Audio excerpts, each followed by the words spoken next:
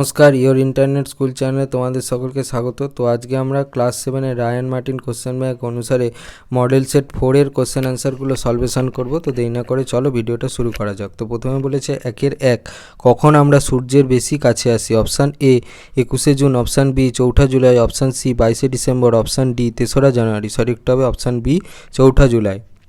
তারপর 1-2 পৃথিবীর তুলনায় সূর্য, option A 11, option B 12, option C 13, option D 14 লক্ষ গুণ বড়।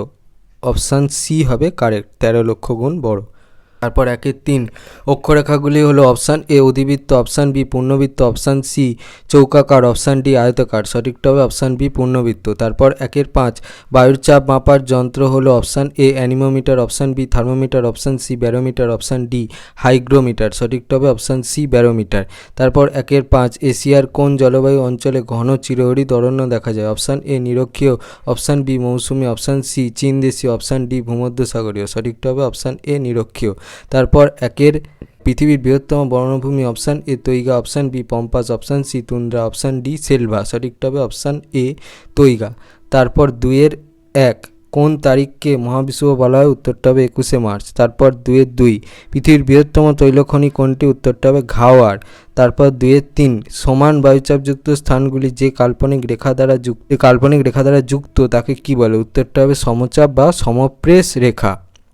তারপর 2-4 চীনের ধানের গোলা কাকে বলে? উত্তরটা হচ্ছে হুনান প্রদেশকে। তারপর 2-5 টোকিও ইয়োকোহামা শিল্পাঞ্চলের অপর নাম কি? উত্তরটা হচ্ছে কিহিন শিল্পাঞ্চল। তারপর 2-6 কোন মালভূমিকে পৃথিবীর ছাদ বলা হয়? উত্তরটা হচ্ছে পামির। তারপর 3-1 পৃথিবীর কক্ষপথ বলতে কি বোঝো? প্রায় 15 কোটি কিমি দূর থেকে সূর্যকে প্রদক্ষিণ করে। পৃথিবীর যে পথে সূর্যকে প্রদক্ষিণ করে সেটাই হচ্ছে পৃথিবীর কক্ষপথ। 3-2 পৃথিবীর মেরু কয়টি? এদের নাম কি? মেরু হচ্ছে দুটো আর এদের নাম হচ্ছে সুমেরু আর কুমেরু। তারপর 3 কোন দুটি নদীর মিলিত প্রবাহ হলো সৎ এল আরব? টাইগ্রিস ও ইউফ্রেটিস নদীর মিলিত প্রবাহের নাম হচ্ছে সাত এল আরব। 4-1 অপসুর ও অনুসুরের মধ্যে পার্থক্য লেখো। অপসুর ও অনুসুরের অবস্থানের পার্থক্য। বিষয় অপসুর অনুসুর। দিন 4ঠা জুলাই 3রা জানুয়ারি।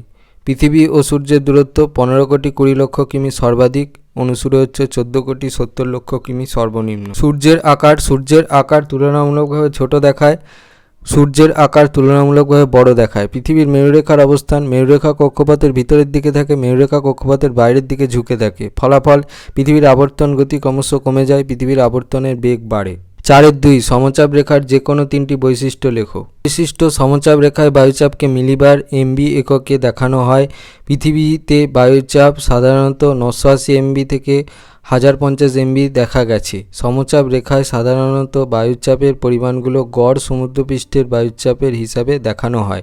সমচাপ রেখাগুলো পরস্পরকে স্পর্শ বা ছেদ করতে পারে না। সমচাপ রেখাগুলো যেখানে পরস্পরের খুব কাছাকাছি চলে আসে সেই অঞ্চলে বায়ুচাপের পার্থক্য বেশি।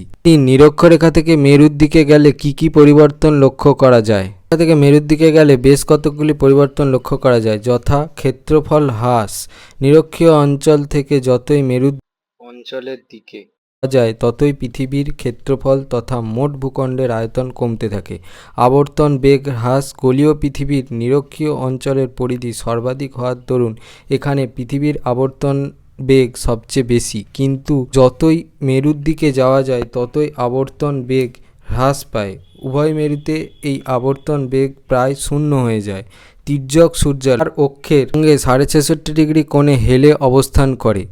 সূর্যকে প্রদক্ষিণ করায় নিরক্ষরেখা থেকে ক্রমশ মেরুর দিকে সূর্যালোক তির্যকভাবে পড়ে। তাপের ঘাটতি। নিরক্ষরেখা থেকে ক্রমশ মেরুর দিকে তির্যক সূর্যরশ্মির জন্য তাপের ঘাটতি লক্ষ্য করা যায়। এই কারণে উভয় মেরু অঞ্চলে হিমমণ্ডল সৃষ্টি হয়েছে। দিনরাত্রির সময়গত পরিবর্তন। নিরক্ষরেখা থেকে ক্রমশ মেরুর দিকে বছরের কিছু সময় দিনের পরিমাণ বেড়ে যায় উত্তরায়ণের জন্য উত্তর গোলার্ধে, আবার কিছু সময় রাতের পরিমাণ বেড়ে যায় দক্ষিণের সময় দক্ষিণ গোলার্ধে। জীববৈচিত্র্য ও মানবিক জীবনধারণের পরিবর্তন। নিরক্ষীয় অঞ্চলের তুলনায় মেরুর দিকে তাপমাত্রা কমতে থাকে, যার ফলে উদ্ভিদের প্রকৃতিগত পরিবর্তন এবং মানুষের পোশাক পরিচ্ছদে পরিবর্তন লক্ষ্য করা যায়। 5-1 দ্রাঘিমারেখার 5টি বৈশিষ্ট্য লেখো। দ্রাঘিমারেখা পরস্পর সমান্তরাল নয়। দ্রাঘিমারেখাগুলো অর্ধবৃত্ত। 2টি দ্রাঘিমারেখার মধ্যে দূরত্ব নিরক্ষরেখার কাছে সবচেয়ে বেশি। নিরক্ষরেখা থেকে মেরুর দিকে ক্রমশ দূরত্ব কমে যায়। প্রত্যেকটি দ্রাঘিমারেখা উত্তর ও দক্ষিণ মিশেছে।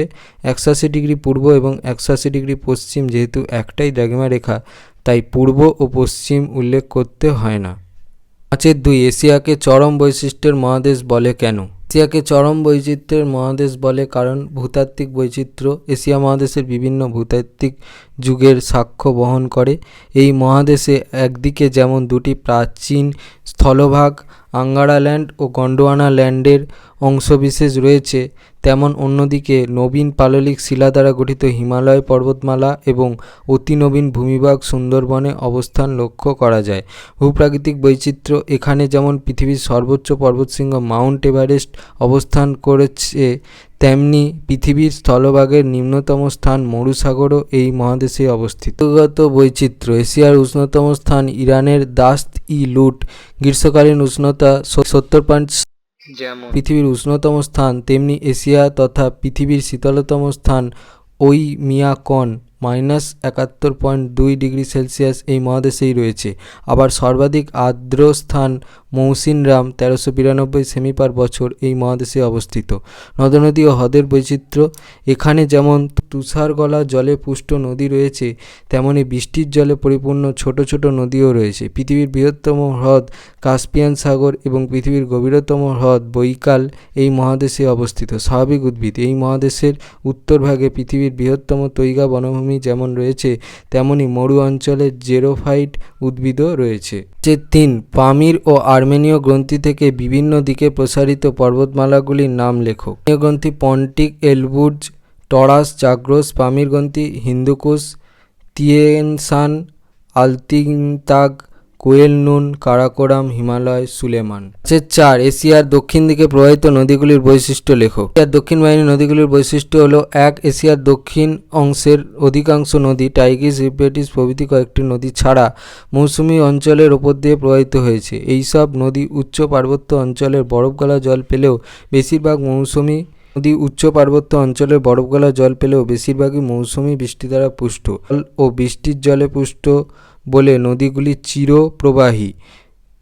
বেশিরভাগ দক্ষিণ বাহিনী নদীগুলি পূর্ববর্তী নদীর উদাহরণ। নদীগুলির মোহনায় বিশাল বিশাল বদ্বীপ গঠিত হয়েছে। যদি ভিডিওটা ভালো লেগে থাকে তাহলে ভিডিওটাকে অবশ্যই লাইক করে দিও এবং আমাদের চ্যানেলটাকে অবশ্যই সাবস্ক্রাইব করে দিও। এই ধরনের ভিডিও নোটিফিকেশান চটজলদি পেতে হলে আমাদের চ্যানেলটাকে সাবস্ক্রাইব করার পাশাপাশি পাশে থাকা বেল আইকনে গিয়ে অবশ্যই ক্লিক করে দাও, যাতে করে ভিডিও আপলোড হওয়ার সাথে সাথেই তোমরা তার নোটিফিকেশান পেয়ে যাও। আর দেখবে এই ভিডিও ডিসক্রিপশানে আমাদের টেলিগ্রাম এবং হোয়াটসঅ্যাপ গ্রুপের লিঙ্ক দেওয়া আছে, সেখানে তোমরা চটজলদি জয়েন হয়ে যাও এই সমস্ত কোশ্চেন অ্যান্সার সলভেশনের পিডিএফ এবং বিভিন্ন সাজেশনের ফ্রি পিডিএফগুলো কালেকশান করতে। তো আজকের মতো ভিডিওটা এই পর্যন্তই, দেখা হচ্ছে পরবর্তী ভিডিওতে।